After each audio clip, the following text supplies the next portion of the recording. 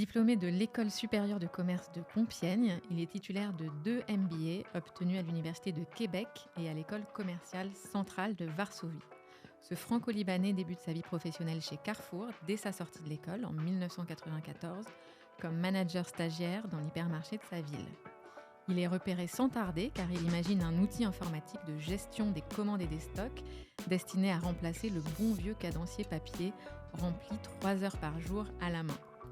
Le programme a un tel succès qu'il est chargé de le déployer en France. Il va ensuite gravir tous les échelons et passer par différents postes au siège. En 2006, après 11 ans en France, il débute un long parcours international qui va lui permettre d'exercer différentes fonctions à travers 6 pays. Il commence par la Pologne comme directeur de l'organisation et des systèmes d'information.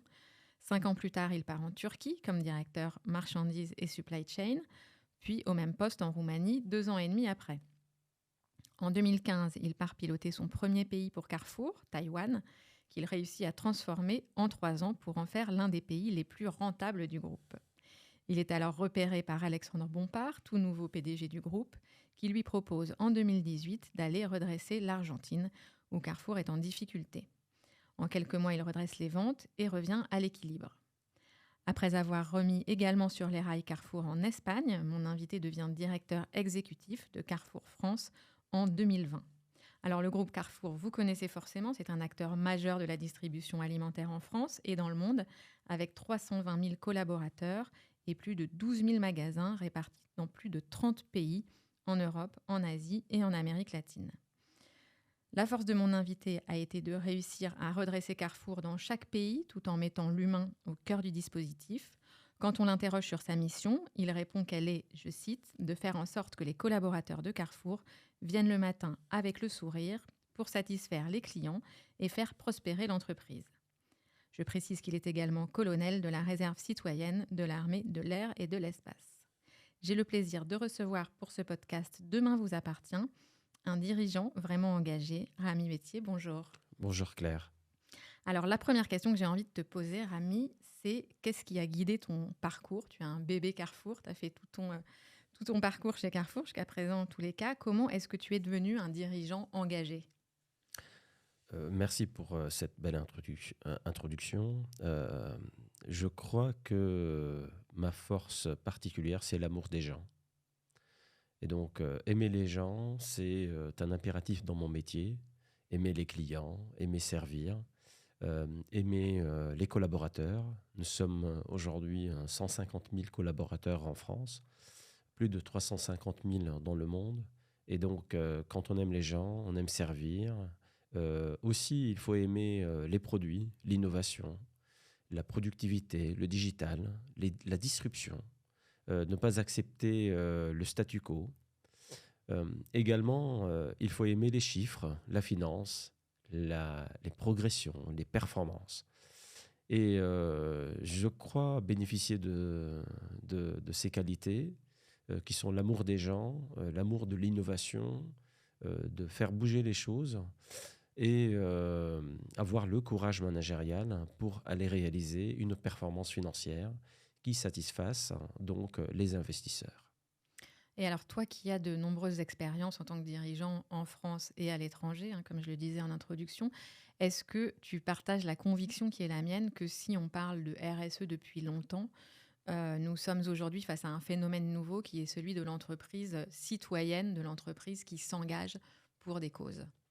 Naturellement, c'est très important. Plus la société elle devient importante et grande, plus elle a des responsabilités sociétales, sociales, environnementales, économiques aussi. Et donc, c'est dans ce contexte-là que j'inscris l'activité que je dirige. Mais aujourd'hui, le président de Carrefour, Alexandre Bompard, il met aussi la RSE au sommet des priorités de Carrefour. À titre personnel, par exemple, la responsabilité sociale, qui est un volet de la RSE, pour moi, est une priorité. J'ai créé l'école des leaders qui est un ascenseur social qui permet à n'importe quel salarié au sein de l'entreprise de lever la main pour progresser et évoluer, prendre l'ascenseur social, ce qui permet, par exemple, à une hôtesse de caisse de devenir directrice de magasin.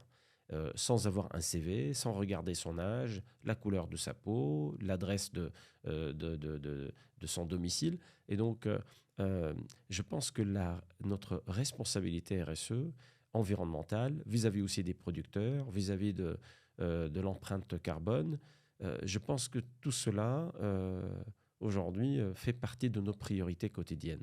À Carrefour, mais aussi à toutes les sociétés qui aspirent à avoir un rôle dans le futur. Tout à fait. Et donc, cette école des leaders que tu as mise en place, comment elle fonctionne concrètement? C'est des gens qu'on forme, en fait, ils se portent volontaires et puis on les forme, on les aide à gravir les échelons. C'est-à-dire, Carrefour, cette année, va fêter 60 ans. Au mois de juin, on aura 60 ans d'âge. Le premier magasin a été né en juin 1963 à Sainte-Geneviève-des-Bois, dans l'Essonne. Et c'est comme ça que moi, j'ai grandi chez Carrefour. On se fait repérer, ou tu l'as dit toi-même, et puis après, on est repéré, et puis après, on passe au poste suivant. Jusqu'au moment, en 2018, j'arrive en Argentine et j'avais la responsabilité de retourner le pays, redresser Carrefour Argentine qui perdait 90 millions d'euros par an. Et mon objectif, c'était au bout de 11 mois, arriver à une rentabilité positive. Mais ça, c'est un autre sujet. Je vais visiter mon premier magasin à Buenos Aires et il y a une hôtesse de caisse qui m'interpelle. Elle me dit Monsieur Bétier, moi j'ai arrêté mes études parce que je n'avais pas les moyens, et j'ai eu des problèmes personnels et familiaux. Comment Carrefour peut me donner la chance d'évoluer? Je lui ai dit vous allez être repéré par votre directeur de magasin qui va vous proposer d'évoluer. Elle m'a dit, le problème, c'est que nous sommes 220. Le directeur, il ne reste pas plus de 2 ans et demi. Le temps de faire le tour, il peut passer à côté sans me repérer. Et puis, moi, je n'évoluerai jamais. Et donc, tout de suite, j'ai décidé, au moment en discutant avec elle, j'ai eu une sorte de révélation. J'ai décidé d'inverser la pyramide. Donc, au lieu que ce soit le manager qui repère le collaborateur ou la collaboratrice, ben en fait, c'est inverser la pyramide, c'est le collaborateur, et n'importe quel collaborateur. Même tout en bas de l'échelle. Exactement. Et en fait, il devient en haut de l'échelle, et là, il lève la main, et il dit à son manager et aux ressources humaines, je pense avoir les qualités pour évoluer au sein de l'entreprise. J'ai la motivation, etc. Et je veux assumer plus de responsabilités. La RH et son manager le reçoivent en entretien, après lesquels il suit des études au sein de Carrefour et au sein de l'Université Dauphine pour la France qui durent 6 à 8 mois. À l'issue de ces études, il présente des examens comme dans une école normale. Il présente un mémoire de fin d'études. Ouais. Et il est jugé par un jury de l'Université Dauphine. Et s'il obtient plus de 12,5 sur 20, il passe. Sinon, il doit répéter les matières. Et aujourd'hui, je suis fier d'annoncer le chiffre de 1200 élèves entre ceux qui sont diplômés et ceux qui sont en cours actuellement, de salariés qui sont devenus cadres ou qui vont devenir cadres dans les différents niveaux de l'encadrement. C'est une fierté pour moi qui permet effectivement à ceux qui n'ont pas de CV, ceux qui n'ont pas eu la première chance ou ceux qui n'ont pas su saisir la première chance, eh bien, de poursuivre ce parcours à travers l'école des leaders et d'évoluer. J'ai des élèves qui ont plus de 55 ans, j'ai presque autant de femmes que d'hommes. Je ne regarde ni l'âge, ni la couleur de la peau, ni l'orientation, il n'y a rien du tout. Je ne regarde que la compétence et la motivation de la personne pour assumer plus de responsabilités. Donc c'est très intéressant. L'ascenseur social fonctionne chez Carrefour et les salariés sont motivés. Donc c'est passionnant. Autre question, en 2018, le groupe Carrefour a lancé un grand plan de transformation global qui s'intitule Act for Food et qui est un programme mondial d'actions concrètes déployées dans chaque pays où Carrefour est implanté. Est-ce que tu peux nous expliquer un petit peu en quoi consiste ce programme ? Act for Food, c'est pour répondre aux attentes du client qui disent le prix est très important et la qualité et manger sain, c'est quelque chose d'extrêmement important. Donc Carrefour s'est engagé dans la qualité des produits, dans notre responsabilité contre l'obésité, contre la destruction de la planète, contre le pesticide, contre toutes les matières ajoutées nocives pour la santé. Et donc, mais aussi contre la pêche non éthique, contre l'élevage non éthique. Et donc, on a défini un certain nombre d'actions et un certain nombre d'engagements qu'on a appelés Act for Food. Il est temps d'agir pour le manger sain. C'est ça la traduction en français. Et donc, puisqu'il était temps, on a défini un certain nombre d'actions. À nos pêcheurs, on leur a envoyé la charte. Voilà comment on veut que la pêche soit faite. Pour les éleveurs, voilà comment on veut que l'élevage soit fait. Pour les ingrédients de nos produits Carrefour, voilà les matières qu'il faut retirer et qu'il faut éviter, de manière à rendre notre gamme la plus saine possible. Et donc, Act for Food est un programme qui permet à nos clients qui consomment les produits de qualité Carrefour ou les produits à marque Carrefour d'être sûrs à 100% de cette qualité. Je vais te prendre un exemple, si je peux me permettre. J'ai visité un producteur de pommes de terre dans l'Essonne. Il s'appelle Nicolas. Et il me dit, Monsieur Bétier, vous voyez ce cahier? C'est un petit cahier léger. Il m'a dit, ça c'est le cahier des charges pour produire de la pomme de terre en France. Vous voyez ce cahier? Et c'est un cahier un peu plus épais. Il m'a dit, ça c'est le cahier des charges pour produire la pomme de terre dans l'Union européenne, donc qui est un peu plus exigeante. Il m'a dit, vous voyez ce cahier qui est plus épais que les deux autres? Il m'a dit, ça c'est le cahier des charges de la filière qualité Carrefour. C'est un produit Carrefour. Et quand il présente les conditions que nous mettons dans le cahier des charges, c'est juste admirable. Et il réussit à le faire. Ça veut dire aujourd'hui, la qualité et le contrôle que nous exerçons sur nos produits fait de nos produits un excellent rapport qualité-prix, avec une qualité socialement, économiquement et du point de vue environnemental, eh bien, très RSE et très proche du citoyen engagé. Et du coup, est-ce qu'on peut dire, Rami, que Carrefour est passé d'un rôle de distributeur à un rôle de sélectionneur? Vous sélectionnez les gens avec qui vous travaillez en fonction de ces critères, justement.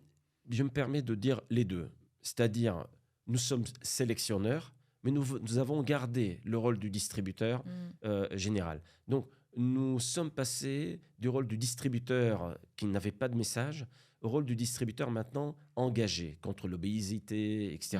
Mais ce n'est pas pour autant qu'on s'interdit de vendre certains produits qu'on appelle plaisir, etc. Oui. Tout en expliquant aux clients les bienfaits, mais aussi les conséquences d'un excès dans la consommation de certaines boissons ou certains produits. Il y a de la pédagogie. Donc, il y a de la pédagogie, mais aussi le fait de garder notre rôle de distributeur et un rôle de pédagogue, effectivement, par rapport à la consommation, sans se placer dans le rôle de l'éducateur du premier degré. Oui, je comprends. Et pour s'attarder donc sur ce sujet de bien manger ou de la malbouffe, qui constitue une vraie préoccupation de santé publique, est-ce que vous avez d'autres leviers? Je sais qu'il y a des moyens d'action comme le développement des produits bio, comme Nutri-Score. Est-ce que tout ça s'est développé chez Carrefour? Alors, naturellement, puisque depuis Act for Food, Carrefour a développé dans les grands formats, et vous savez, nous avons 240 hypermarchés, des magasins de grande taille. Nous avons à peu près 1000 magasins appelés Market. Nous avons plus de 4500 magasins de la Proxy, donc Carrefour Contact, Carrefour Montagne, Express City. Nous avons Promo Cash et nous avons Sobio. Et depuis un an et demi, nous avons Bio C'est Bon. Nous avons acquis donc Bio C'est Bon. Alors, au-delà de Sobio et Bio C'est Bon, qui sont deux enseignes spécialistes dans la vente du bio, nous avons aujourd'hui dans notre marque Carrefour développé beaucoup de produits marque Carrefour bio. Et nous avons réservé un espace, un univers dans nos magasins qui s'appelle l'univers bio. Et ça, vous le retrouvez dans la majorité de nos magasins hypermarchés, où vous entrez à l'intérieur de cet espace, vous ne trouverez que des produits bio. Ce qui nous a permis de devenir leader dans le bio en France, et nous en sommes très satisfaits. Naturellement, nos produits Carrefour, ils suivent aujourd'hui un score que j'ai appelé le 5-5-5-5, donc 4-5. Mhm. Et ce score eh bien, consiste à contrôler les ingrédients, la couleur, le goût, le packaging, le prix, la qualité, l'origine, le nombre de kilomètres parcourus en train ou par avion ou Mm. par bateau, etc. Donc de manière à avoir un score au-delà du Nutri-Score par produit. Et lorsque le score est mauvais, eh bien, on essaie de corriger le produit, sinon on le retire. D'accord. Alors, autre enjeu qui touche plusieurs secteurs, hein, donc la grande distribution, je pense à l'hôtellerie aussi. Maud Bailly, qui travaille dans le groupe Accor, nous en parlait à ce micro. C'est l'enjeu du gaspillage alimentaire. C'est un gros enjeu pour vous aussi. Comment est-ce que vous luttez contre ce phénomène chez Carrefour? C'est un sujet extrêmement important pour moi, pour mes équipes et pour l'ensemble de la société.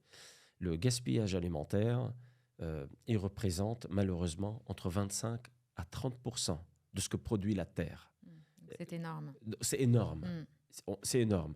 Alors, bien sûr, peut-être on est moins concerné que certains restaurants, dans certains métiers où il y a des buffets suite à des fêtes, etc., où on jette énormément de choses.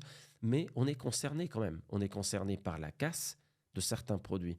On est concerné par les produits qu'on a commandés ou qu'on a produits qu'on n'a pas réussi à vendre. Et donc, j'ai mis en place une échelle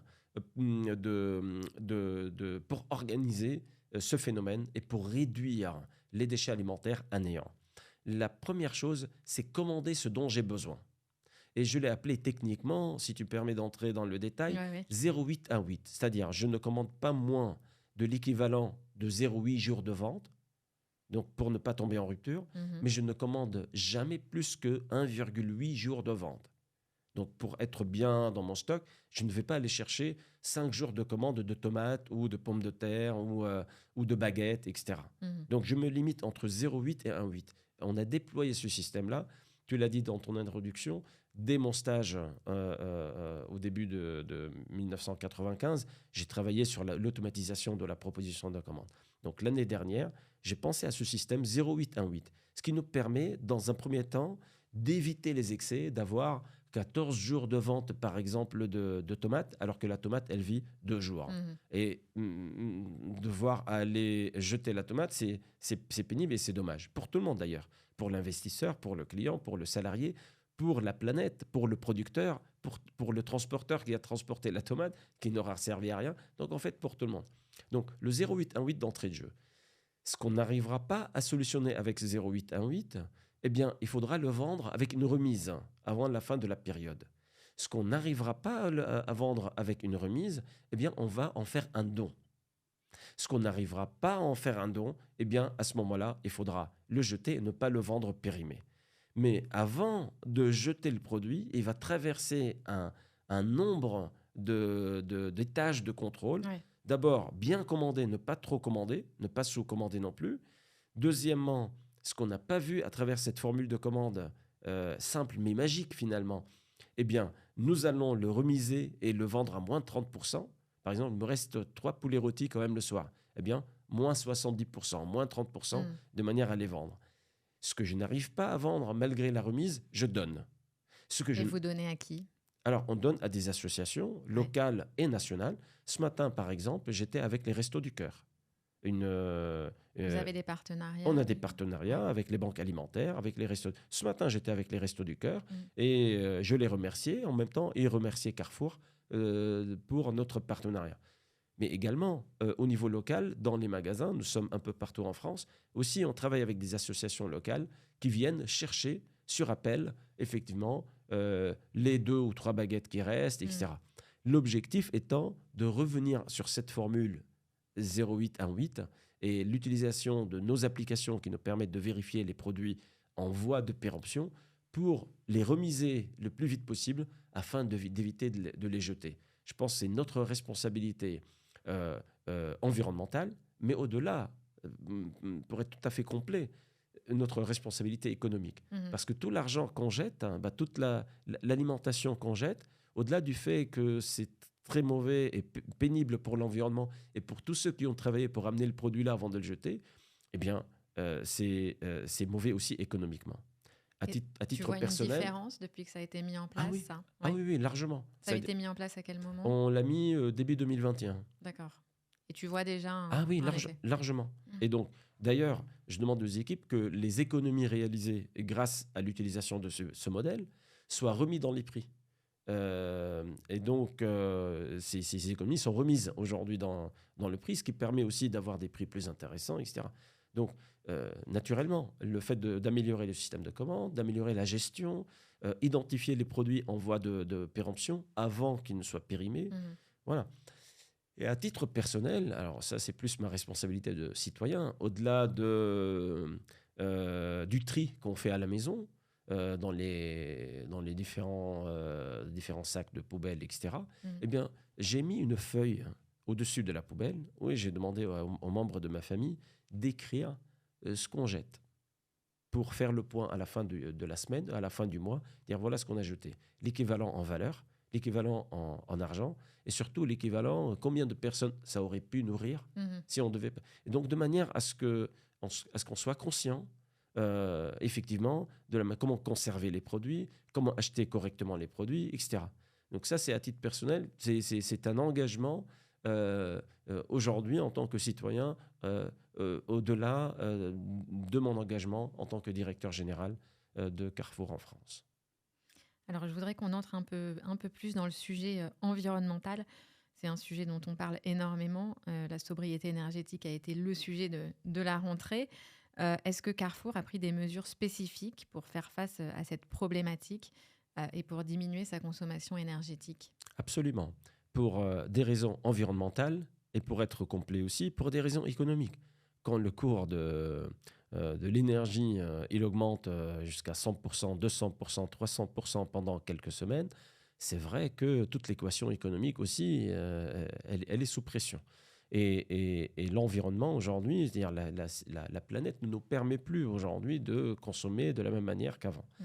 Donc tout d'abord, c'est un embarquement de l'ensemble des salariés de Carrefour dans les bonnes pratiques. Et on a appelé ça chez nous, chez vous. C'est-à-dire faites au travail comme si vous étiez chez vous. Moi, chez moi, quand je sors de la chambre, j'éteins. Quand je sors de la cuisine, j'éteins. Quand le four, j'en ai pas besoin, je l'éteins. Quand je pars en vacances, j'éteins et je fais en sorte de ne pas mettre le chauffage, ne pas laisser le chauffage allumé, etc. Eh bien, on va se comporter de la même manière au travail que si on était chez soi. Ça, c'est la première action. Et elle est immédiate. Et tout le monde la comprend. Et ça veut dire quoi, par exemple, justement? Mais ça veut dire le four qu'on allumait à 5 heures du matin pour commencer à produire le pain à partir de 8 heures, bah, c'était plus nécessaire.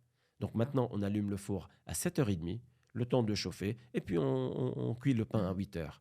Ça veut dire que la réserve qui peut rester allumée le soir de 20h à 22h, bah, il y a personne, il y a des gens qui vont aller chercher quelques produits et revenir, eh bien, ils vont allumer et puis ils vont éteindre. Ouais. On ne va pas laisser la réserve allumée jusqu'à 22h. Par exemple, les bureaux. Les bureaux, le samedi, en magasin, les managers sont sur la surface de vente. Donc, nous n'allons pas chauffer les bureaux. Au siège à Massy, hier, je portais mon manteau dans mon bureau.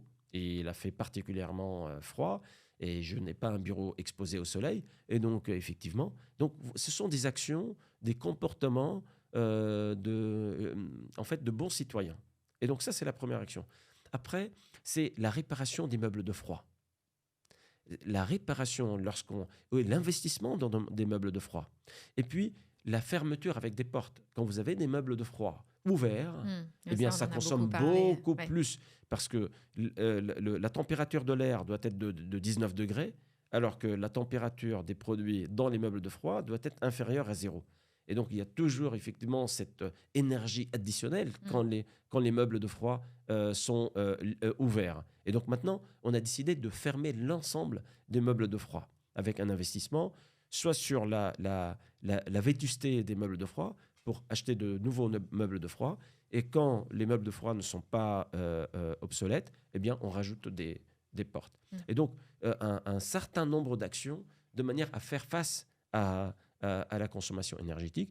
Et dernièrement, on a associé le client où on a sacrifié 1 degré pendant le mois de décembre Donc, on a baissé la température d'1 degré dans nos magasins. On a arrêté, par exemple, la communication musicale dans les magasins. On a dépassé les heures silencieuses, etc. Donc, tout cela, ça aide naturellement à exercer le programme de la sobriété énergétique. Et est-ce que vous engagez vos fournisseurs dans cette stratégie environnementale ?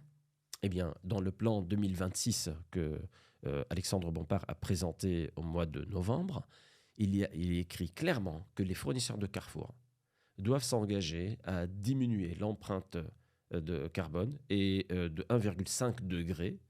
Et faute de quoi, eh bien, Carrefour ne pourra plus travailler avec eux d'ici 2026. Bien sûr, l'objectif, c'est ne pas travailler avec un fournisseur. L'objectif, c'est de soutenir le fournisseur dans ses décisions internes pour aller dans le sens donc, de la RSE que Carrefour veut assumer auprès des clients en tant que société citoyenne. Et alors, dans la grande distribution, il y a un gros enjeu autour de la réduction des emballages et notamment du plastique. Ça, c'est un sujet que vous traitez, j'imagine. Naturellement, à chaque fois on peut éviter le plastique, il faut le faire. Pareil. Vous mettez du carton à la place? Alors, du carton ou même acheter des volumes sans carton. Le vrac? On a ici, par exemple, le vrac. Et nous, on a déployé le vrac un peu partout. Aujourd'hui, on vend beaucoup de produits dans le vrac, qu'ils soient bio ou qu'ils soient aujourd'hui de ce qu'on appelle entrée de gamme. Le café, aujourd'hui, on le vend en vrac. Le riz, on le vend en vrac. La farine. Et donc, on essaye d'équilibrer entre un souci de qualité avec de bons meubles et effectivement un souci d'éviter donc des emballages plastiques, etc., qui sont très mauvais pour la planète.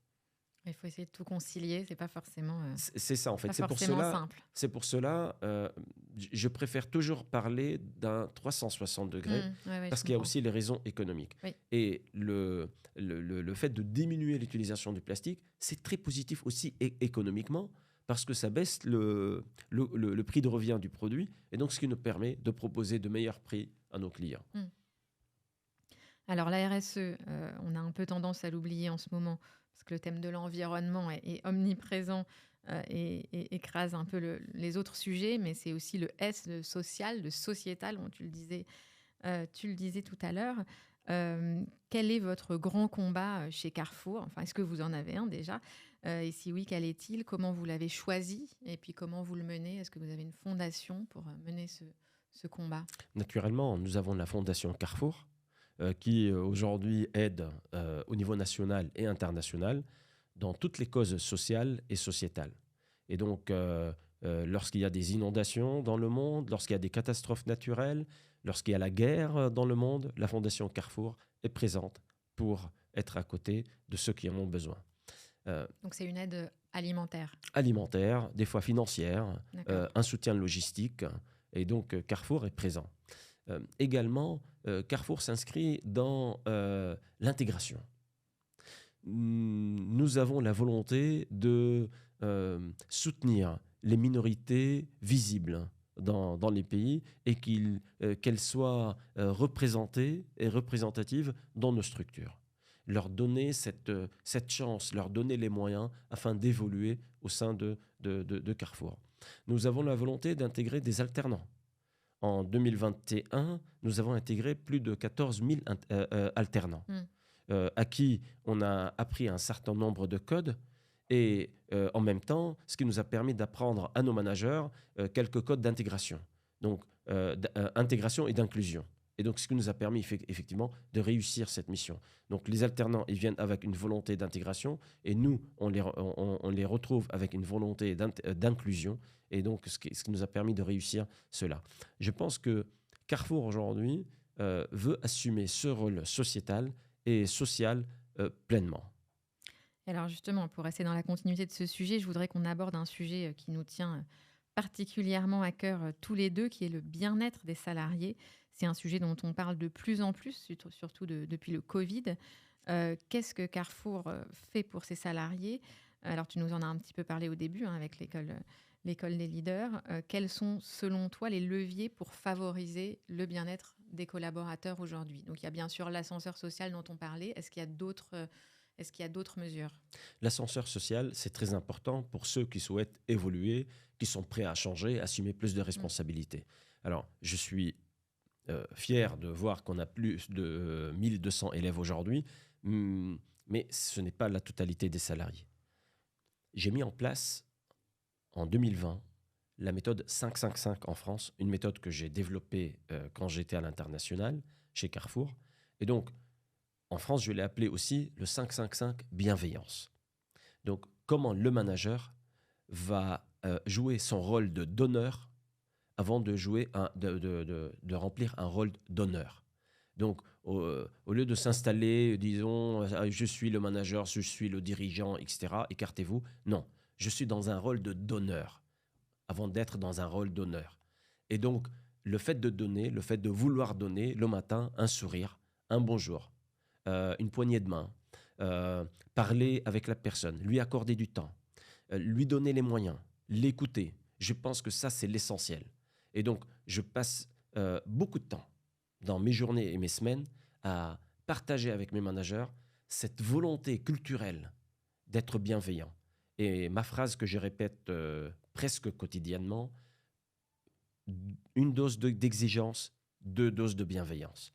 Donc je crois que la bienveillance qui est devenue maintenant, c'est 5-5-5, c'est-à-dire 15 engagements écrits que la société Carrefour veut effectivement engager culturellement l'ensemble de ses managers afin de bien traiter les collaborateurs. Je pense que ça, c'est hyper important. Et ça fonctionne, les managers l'appliquent? Je peux dire que ça fonctionne mieux qu'hier. Et hier, mieux que la veille. Et cette année, mieux que l'année dernière. Et je suis sûr que demain, ça fonctionnera encore mieux qu'aujourd'hui. Et on essaye, nous, en tant que dirigeants, moi-même, de montrer l'exemple tous les jours. Donc Alors, c'est exactement la question que j'allais te poser. Là, on parle des managers et c'est un échelon clé. Et j'allais dire, le rôle du dirigeant que tu es, Rami, est aussi essentiel. Je sais que tu vas beaucoup sur le terrain. Je sais aussi que mettre chaque salarié en capacité de réussir, c'est quelque chose qui te tient à cœur. Toi, qu'est-ce que tu fais au quotidien pour tes salariés? Donc, j'ai défini les processus qui permettent à chaque salarié de s'exprimer. Le salarié, mais aussi les organisations syndicales. J'ai mis en place une réunion mensuelle avec les organisations syndicales pour qu'il y ait un échange et une écoute. D'accord. Parce qu'ils nous remontent des choses qui sont super utiles. Mmh. Et j'ai mis en place des tables rondes avec les salariés et leurs managers. Mais aussi une table ronde avec moi, où des salariés peuvent se connecter, s'inscrire et se connecter, me poser des questions par écrit, et moi je réponds pendant 1 heure par mois. N'importe quel À salarié n'importe quel salarié. D'accord. À n'importe quel salarié. Je fais la même chose pour les managers. Et je fais la même chose pour les directeurs.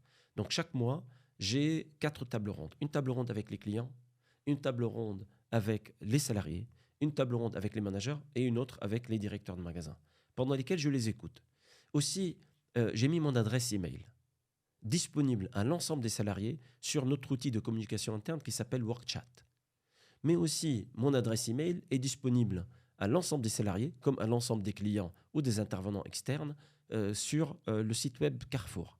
Et est-ce qu'ils t'écrivent alors? Il y en a qui m'écrivent. Alors, il y a des clients qui m'écrivent, il y a des salariés qui m'écrivent, et à chaque fois, je reçois un courrier, un email, un courriel d'un salarié, d'un client, d'un fournisseur, eh bien, je réagis et je réponds.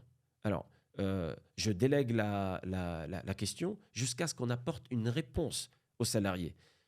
Et à 80% des cas, on arrive à solutionner le problème. Et dans 20% des cas, eh bien, on explique à la personne la situation, mais par contre, il y a une réponse. Je m'engage à ce qu'il y ait une réponse. Alors, ce n'est pas mon rôle de faire ça, parce qu'il y a un manager direct. Mais dans le cas où le processus, le 5-5-5 bienveillance, n'aurait pas fonctionné malgré toute notre volonté qu'il fonctionne, eh bien, ils ont la capacité de contacter mes patrons dans le COMEX, c'est-à-dire mes N-1, mes patrons de format des départements et de direction, ou bien me contacter directement s'ils considèrent que je peux les aider. Et puis, il y en a qui me font confiance, et puis à chaque fois, je réponds à leurs demandes. Je considère que chaque salarié de mon équipe est un salarié unique. Je considère que chacun est de ma responsabilité unique. Ça ne veut pas dire que je dis oui à l'ensemble des demandes, parce qu'il y a des Bien demandes sûr. qui sont légitimes, il y a des demandes auxquelles je ne peux pas dire oui, même si j'aimerais bien dire oui. J'ai un ensemble de choses à gérer. Et puis, il y a des choses sur lesquelles je ne suis pas d'accord, tout simplement. Mhm. Mais le nombre de choses sur lesquelles on est tout à fait d'accord, c'est plus de 60% des demandes. Donc, et c'est là-dessus que je travaille souvent. Mais au-delà de ça, je répète, il y a l'écoute, il y a le respect, il y a le fait d'accorder du temps, Mhm. il y a le bon traitement. Je crois que c'est clé aujourd'hui dans le management, le partage, l'explication, faire embarquer, faire adhérer. Je pense que ça, c'est le nouveau mode de management. C'est fini maintenant, le bâton, la carotte, le chou, tout ça, Ouais, c'est absolument. terminé. Je pense que maintenant, il faut s'inspirer de cette méthode humaine qui donne d'excellents résultats économiques. Alors, autre question dont on parle beaucoup en ce moment, c'est l'égalité entre les hommes et les femmes. Où est-ce que vous en êtes au sein du groupe? Et une question très simple et directe, combien est-ce que vous avez de femmes au COMEX? Alors, à titre personnel, je suis membre du conseil d'administration d'une association née aux États-Unis qui est internationale, qui s'appelle LEAD, L-E-A-D. Et c'est une association dont le but principal est d'aider les femmes à accéder à des postes suprêmes ou importants au sein des sociétés. Et ça, je m'y engage personnellement depuis des années. Maintenant, au sein de Carrefour France, j'ai parlé de l'école des leaders. La dernière promotion, on est à 42% de femmes. Et je suis sûr que dans les prochaines promotions, nous allons atteindre 50%. C'est ce que je veux. Maintenant, ce que je ne veux pas, c'est aussi pousser quelqu'un à assumer un poste qu'elle ne mérite pas ou qu'elle ne veut pas. Donc, en fait, je m'assure qu'il n'y ait pas de discrimination. Je m'assure que tout le monde ait les moyens pour évoluer. La formation pour évoluer. Et je donne la chance à tout le monde pour évoluer. Et je m'assure qu'il n'y ait pas de discrimination. Mais par contre, l'objectif numérique, je ne m'y engage pas à la fin de la semaine, quel que soit le résultat. C'est pas comme ça que je vois les choses. Je vois les choses en donnant les moyens, en donnant la formation, c'est nécessaire, et en écoutant l'ensemble des personnes qui souhaitent évoluer et assumer. On parle de la parité homme-femme, mais aussi je parle de la mobilité réduite. J'ai aussi un objectif Ouais, personnel on va y et venir, le handicap. professionnel par rapport à l'handicap. Mm. Il y a aussi l'âge, il y a aussi les diplômes, il y a aussi l'orientation des personnes. Donc, je suis contre la discrimination. Et mon parcours et mes origines m'inscrivent naturellement dans cette voie-là. En ce qui concerne la parité homme-femme, aujourd'hui, au sein de Carrefour France, j'ai 2 patrons de format homme et j'ai 2 patrons de format femme. La patronne de Promocash, que j'ai nommée il y a 1 an et demi, et la patronne de Market, que j'ai nommée il y a 3 mois à la tête de Market. Et donc, et je l'ai fait parce qu'elles sont aussi de qualité, et puis elles sont en train de faire un excellent travail à côté des hommes. Donc l'objectif, c'est au-delà du nombre de la parité, mais aussi la qualité des postes. Oui, bien sûr. Est-ce qu'on confie une responsabilité digne de ce nom aux femmes? Et aujourd'hui, Carrefour, sincèrement, on s'inscrit dans cette démarche-là. Après, tu sais qu'il y a une loi qui est passée, hein, la loi Rixin, qui va imposer 40% de femmes dans les COMEX des À grandes partir entreprises. d'une date définie. Oui, oui, oui, tout à Ce fait. qui nous- C'est pas pour tout de suite. Donc, Mais ce que je veux si- dire, c'est que l'objectif du chiffre, eh du ben, nombre, ça va va dans le être sens clé. de ce que je dis, c'est-à-dire se donner les moyens pour y arriver et réussir. Et je pense que le fait de définir une date qui laisse le temps à tout le monde de s'organiser, ça c'est très bien parce qu'il faut se donner les moyens, il faut aider. L'école des leaders, ça prend 8 mois. Oui, ouais, tout à fait. Et Et c'est ce que j'allais dire. Il y a des grandes entreprises, hein, je pense à Allianz, je pense à Bouygues Télécom, et il y en a d'autres qui mettent en place des dispositifs spécifiques pour aider les femmes à prendre confiance, à progresser et pour les mettre en capacité de prendre des postes à responsabilité, de prendre des postes de dirigeante.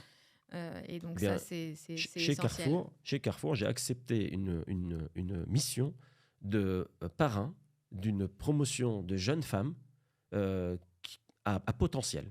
Oui, Et, voilà, et- donc vous et avez je, des programmes comme oui, ça. oui, Ouais. et je passe du temps avec elle. Elle me pose des questions, je réponds, on partage et on travaille effectivement sur leur formation afin de leur permettre effectivement d'accéder à cela. Mm. Avec l'armée de l'air également, on travaille aussi sur l'ascension et la promotion de femmes dans la catégorie des officiers supérieurs. Mhm. Donc, c'est un thème aujourd'hui qui est national et je suis fier d'y contribuer également à titre personnel.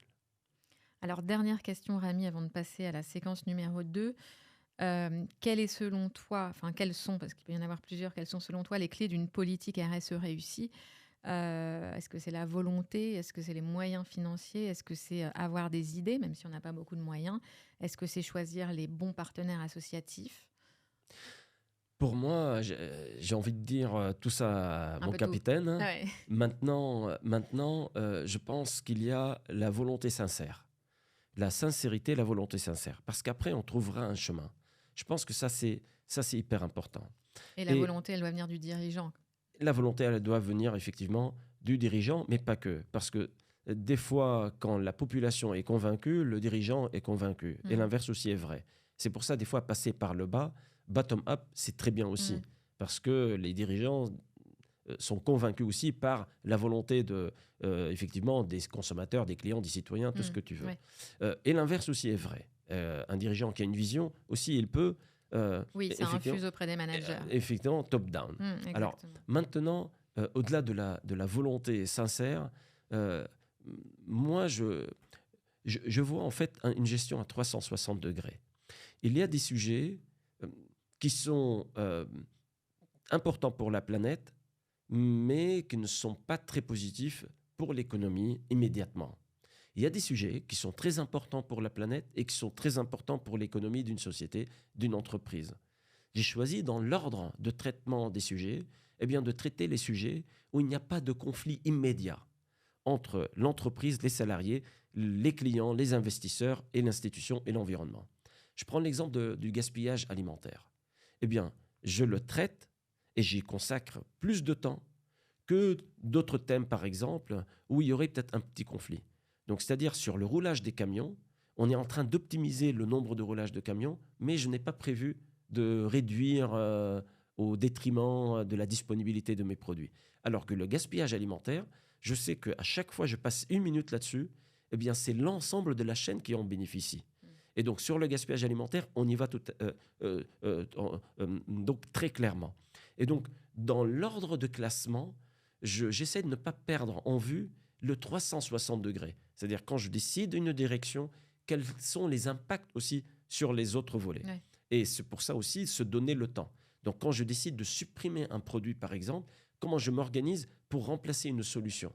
Parce que mon objectif, avant d'être le grand sélectionneur ou donneur de leçons, c'est d'être quand même le distributeur sur lequel 3 millions de Français comptent tous les jours. Ouais. Donc, on a 3 millions de Français qui visitent nos magasins et nos plateformes digitales tous les jours. L'année dernière, nous avons eu l'honneur d'accueillir 3 Français sur 4. Et donc, cette responsabilité aujourd'hui, 360 degrés, m'impose, quand je prends une orientation, de garantir une continuité de la chaîne. Et de cette manière-là, on voit qu'on bouge des montagnes, on bouge sur le plastique, sur le gaspillage alimentaire, sur plein de thèmes où toute la chaîne et toutes les parties prenantes sont tout à fait alignées et favorables. D'accord, c'est très clair. Alors, nous allons passer à la séquence numéro 2 qui s'appelle du tac au tac. Il faut choisir entre 2 choses. Il est interdit de répondre les 2, évidemment, sinon c'est pas drôle. Et je précise qu'il n'y a pas de mauvaise réponse. Alors, c'est parti. Est-ce que tu es plutôt bain ou douche? Douche. Côte de bœuf ou tofu? Côte de bœuf. Plage ou piscine? Plage. Avion ou train? Train. Arrondi en caisse ou pourboire? Pourboire. Gourde ou bouteille d'eau? Gourde.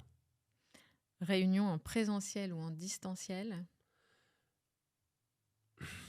T'as envie de me dire les 2, là. J'ai envie de dire les 2. En fait, en présentiel pour inspirer et en distanciel pour suivre un sujet. Mais pour inspirer, pour le lancement. Pour le lancement, pour gérer, pour thématique. Embarquer en présentiel, une poignée de main, un regard. Et pour suivre un sujet, avant d'arriver ici, j'étais en call sur Meet et ma journée est comme ça. Donc, j'ai envie de dire les 2. Bon, pardon. On va faire une exception. Pardon. Est-ce que tu es plutôt livre ou liseuse? Livre. Journaux papier ou tablette? Tablette, Ouais, même téléphone. même téléphone, d'accord. Écoute, merci pour ces réponses du tac au tac. Alors, ce podcast touche à sa fin. Rami, je vais te laisser la parole pour le mot de la fin. Tu nous dis ce que tu as envie de nous dire en 30 secondes, 1 minute. Le mot de la fin pour nos auditeurs. Et je précise que nos auditeurs sont pour beaucoup des entreprises. Donc, si tu as une bonne pratique à partager avec elles, un conseil à leur donner, voilà, ça peut être quelque chose de pertinent pour le mot de la fin. Un mot de remerciement de m'avoir reçu, de m'avoir donné la parole. Un mot d'encouragement à tous ceux et toutes celles qui nous écoutent aujourd'hui, que les questions de RSE, donc qu'elles soient des questions autour de produits, autour de l'environnement, autour du social et du sociétal, ne s'opposent pas à l'économie. Et Carrefour en est la preuve absolue. Et si j'ai une bonne pratique à partager avec vous, c'est classer dans l'ordre d'alignement vos thèmes, et vous trouverez qu'il y a énormément de thèmes aujourd'hui, parce qu'on est au début de toutes ces démarches, eh bien, qui sont en alignement avec toutes les parties prenantes.